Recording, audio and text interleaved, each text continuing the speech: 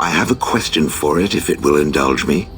My understanding is that it encountered the smith named Caradin, he who was responsible for the creation of the golems, that he had become a golem himself. What I do not know is what became of him. Why did he not return with it? I would have many questions for him.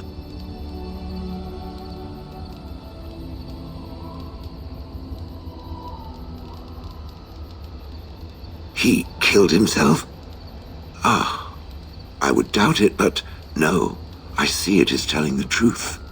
May I ask what became of the Anvil of the Void, assuming that it too still existed? Then it was no doubt for the best. With Caradin also goes any chance I might have had of finding answers on my past, I assume. Tell me, did it find out anything from Caradin? Anything at all about how I might have been made? Meaning that I was once a living creature? That seems highly unlikely, and more than a little insulting. Is it certain?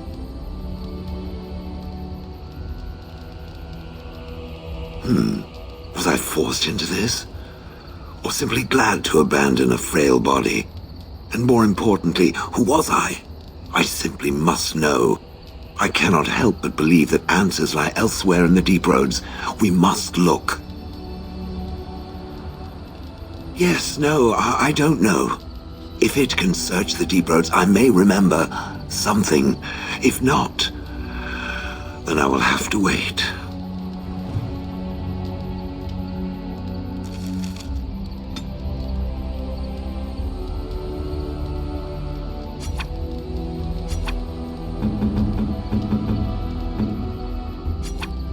Ooh, shiny. Ooh, shiny. Very nice indeed. Very nice indeed. I've watched a lot of humans in my time. It should be aware that I've decided that it is not much like any of them. Good, of course. It doesn't want to have anything in common with all those other filthy substandard human types, does it? Surely it must come from some superior lineage, yes? Some breed of flesh creature that has decided to elevate its genetic stock above its natural shortcomings?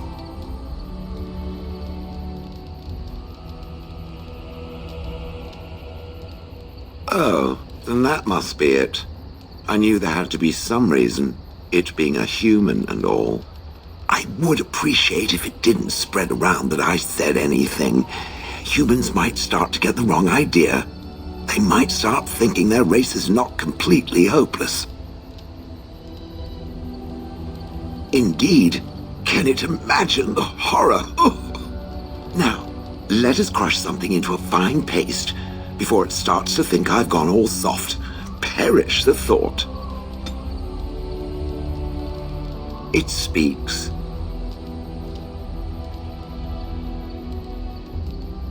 Different? Different than what? Different than a statue? Different than a log? Should I talk in a monotone? Yes, master, I exist to serve the master.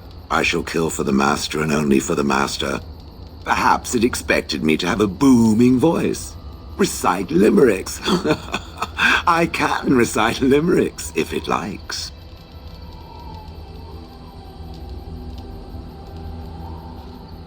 Mostly they involve slaughtering pigeons in creative and invasive manners. I have never met another golem. I have no idea what one might be like, or why I wouldn't be like them. Why? Has it met other golems? Did they not sound as I do? And now there shall be no more. I suppose it is for the best. I don't know what other golems might be like, but I am already superior by virtue of my free will. This is a good thing.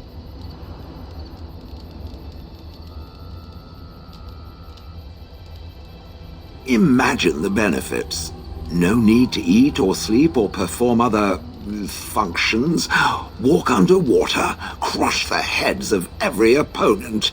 The possibilities are limitless. Barring the occasional 30 years or so of paralysis, there's little to compare. Now stop talking so much. The wagging of its moist little tongue is distracting. It speaks. It doesn't have better things to do. I like to think of them as accessories. I suspect that it is an art that was practiced when golems were more, commonplace. My former master collected whatever lore he could find on the subject. He searched far and wide to collect what crystals he could and then added them. It is not an unpleasant sensation. As I understand it, the crystals allow me to alter the flow of magic around me. Wilhelm had hoped to turn me into a battery of mana, something he could tap at will. Not really, although now that I think of it, these attempts may be what caused my disruption. Some of the crystals increase the presence of mana, some absorb or reflect spells. There are various kinds. All I can promise is that should it ever find one of these crystals, I can likely tell it the function and what it would do if added to me. Why not? I don't get to wear clothing and other adornments like the rest of you creatures after all. That answers its question, I assume? Unless it has more. Oh yes, that I remember quite well. My former master, the Mage Wilhelm, he brought me. As I recall, he had acquired some position with whatever lord ruled the land. I, being little more than a glorified possession at the time, was brought along. Oh, how he enjoyed impressing the villagers with me. Gollum, snarl at that villager there, be fearsome. And of course, I would have to do it.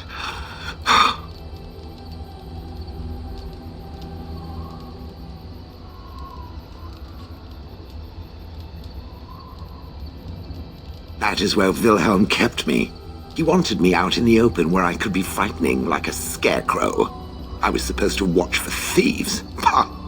Plus, his wife didn't want me indoors. She said there wasn't room for me. Hag.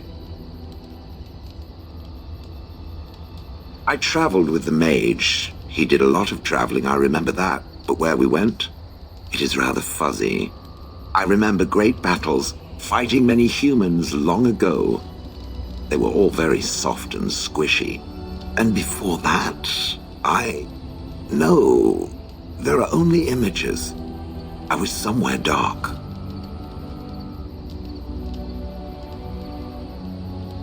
I have no idea. Wilhelm used to brag that the dwarves stopped making golems centuries ago. I do not age as you soft creatures do. Sadly, my memory is no better. Plus, I get bored and stop paying attention.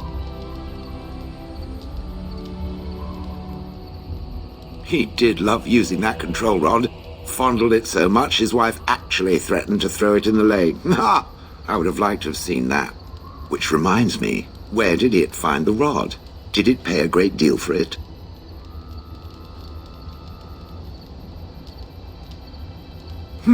So long as it realizes that I'm inexpensive and not cheap. I'd have happily stomped them all into paste, and then ripped down their little houses and stomped on them, too. In fact, after 30 years of watching them, I'd do it twice. What I didn't like was being ordered to do it. Dangled in front of those frightened morons like some scary thing. Once I was a statue, it took those villagers years before they'd even approach me. The first one to actually work up the nerve to touch me urinated himself. Ugh. Good. I was just about done talking about it. It does like to have a good chat now and again, doesn't it?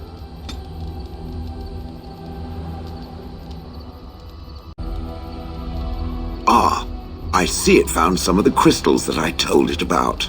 Well done. So, what does it think? They don't make me look any wider, do they? I find I'm already too wide as it is. They are, aren't they? I so adore them.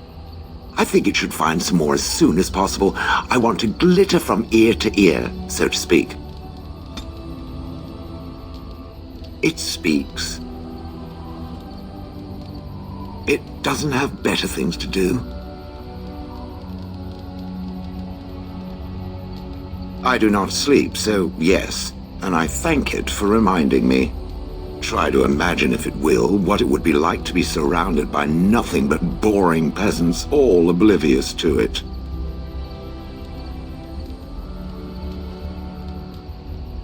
And then there were the birds. A whole village full of pigeons and ravens and sparrows all perching on me day in and day out.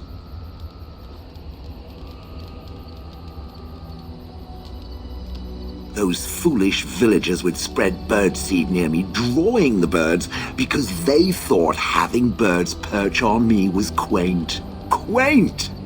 If there hadn't been the occasional kind soul to scour me clean, I don't care to discuss this anymore. It speaks. It doesn't have better things to do. That part I know, as Wilhelm often bragged about it to whomever was willing to listen to him. He claimed to have found me in the deep roads. I was in the ruins of a Tig, he said, deactivated, with my control rod not far away.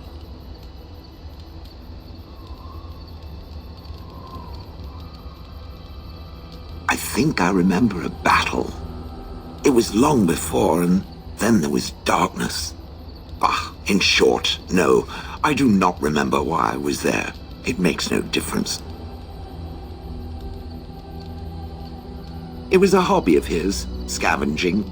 One of the reasons he traveled so much is that he was looking for entrances into the deep roads, old places the dwarves had long forgotten. And then he would sneak down and search for magical treasure, before anyone was the wiser. I wouldn't have had to put up with the twit, and I would be none the wiser. I don't think I was aware while I was there, not like in the village. Or perhaps I was. Perhaps that was the dark place, and I simply couldn't see anything. How long could even I sit in the darkness and stare out at nothing, never sleeping? Oh, I do not wish to think of that. No. That secretive bastard refused to tell me. I would ask and ask, but no. He used to say that one day, if I were compliant and didn't talk back at his wife, he would take me there and I could look around myself. Rotten, lying bastard. If I had his head in my hands now, I would squeeze it like a giant lemon. Squish. On then. It speaks. It doesn't have better things to do. I did not think it needed to be said. It has never told me what gender it is, has it? Good for it. I am sure that to other creatures as soft and weak as itself, that would be perfectly obvious. The truth is that whatever gender I was is irrelevant now. I am a golem. I have no gender. It will not become an issue. Good. Let us leave it at that. Now, let us crush something soft and watch it fountain blood. That is a girlish thing to want to do, yes?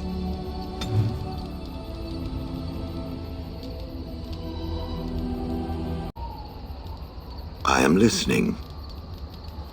It doesn't have better things to do. That is true. I do not. I'm not interested in getting into a discussion on the subject, however. Ask another time. If it is done asking overly obvious questions, let us find some humans to throw off a cliff, or something.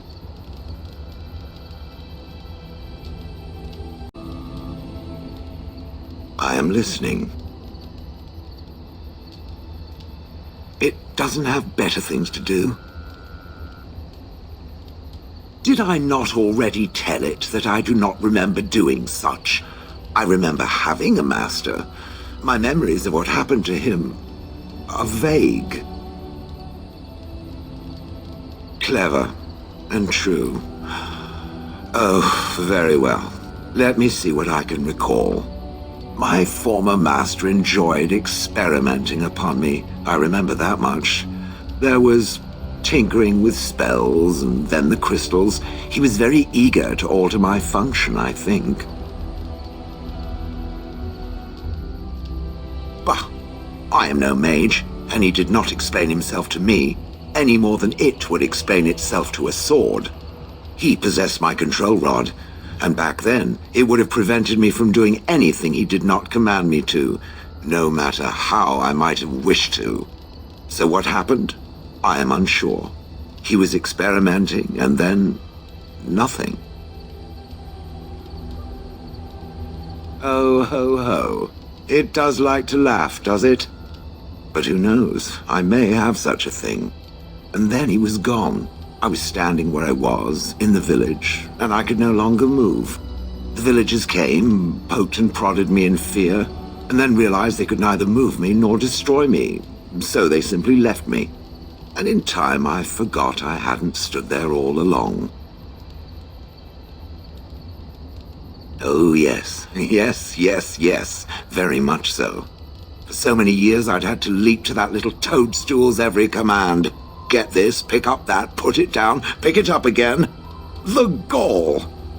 At first, I'd hoped he'd simply decided to leave me there paralyzed, an acceptable trade-off. After years passed, I simply stopped caring.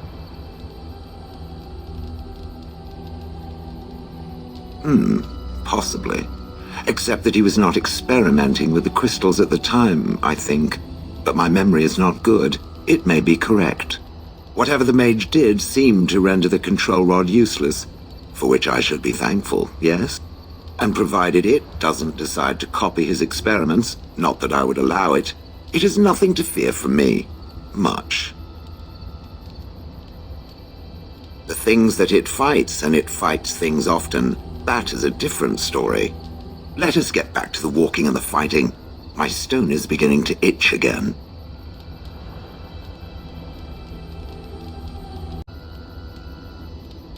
It has occurred to me that I have been... Excuse me. This is not easy. It occurs to me that I have been less than charitable with it since it reanimated me. I have come to realize that it has been good to me.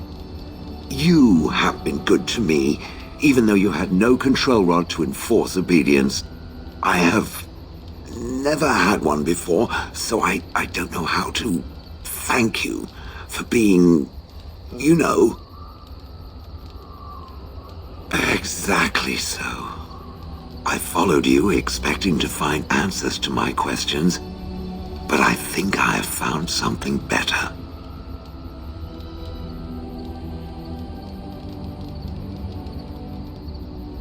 Oh, let us not speak of this awkward bonding moment ever again. To the road.